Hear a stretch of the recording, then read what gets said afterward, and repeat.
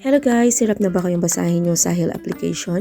Ito yung isa sa mga tricks kung paano nyo ito mapapasa into English version. Go to your phone settings and proceed to General Management and click the language at i-add nyo yung language na English United Kingdom, English India, or English USA.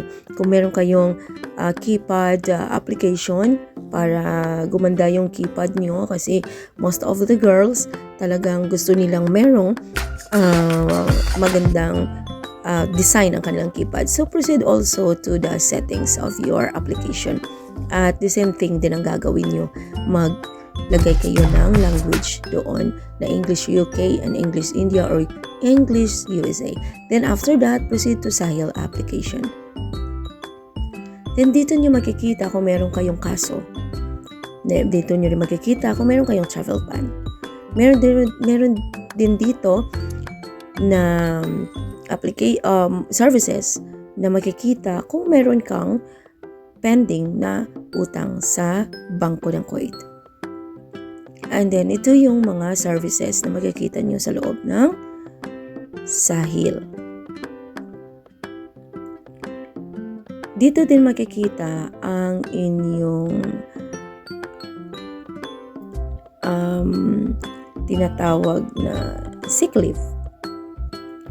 So, hindi nyo na kailangan pumunta doon sa hospital at hindi nyo na kailangan pumunta sa mga center or clinic.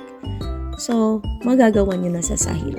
Katulad yung sa akin, gumawa ako ng nag-request ako ng sick leave.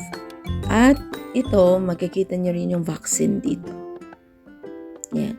Sa sick leave, yan, nakagawa na rin ako ng sick leave dito. At tina-download ko lang yan at binigay ko sa aming company.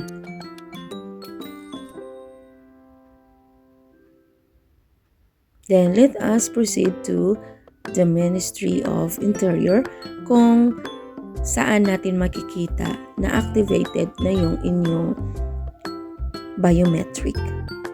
So now, click the Ministry of Interior and then pumunta sa and go to Security Services. So, under the Security Services, verifying the necessity of performing biometric. So, yan na po. Then, continue lang siya. Yan mo, next. And then, dyan mo makikita pag may green na check na ibig sabihin na activated na yung inyong biometric. So, yan. Ganyan lang ka-easy, guys. I hope na makakatulong po ito sa inyo. Salamat!